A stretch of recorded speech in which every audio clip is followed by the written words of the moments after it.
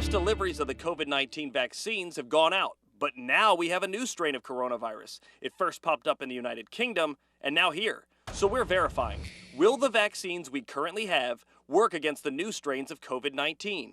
Our sources are infectious disease specialist Dr. Linda Naba, vaccines expert Dr. Bill Moss, and drug companies Moderna and Pfizer. The short answer is they should work.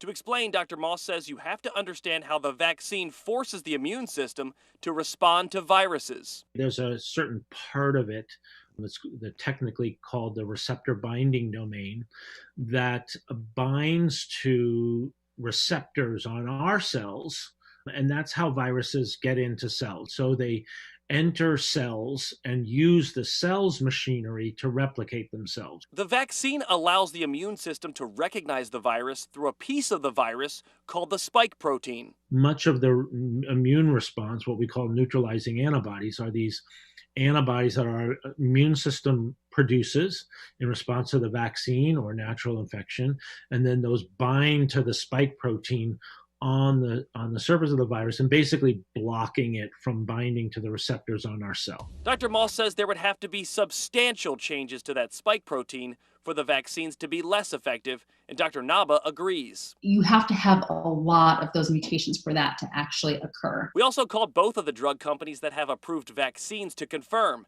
In a statement, Moderna said it continues to test the vaccine against mutations, and Pfizer said, quote, "To date, we have found consistent coverage of all strains tested, and it's now testing against the new strain from the UK. So we can verify. Right now, our experts say unless the virus mutates substantially, the current vaccines should protect against variant strains.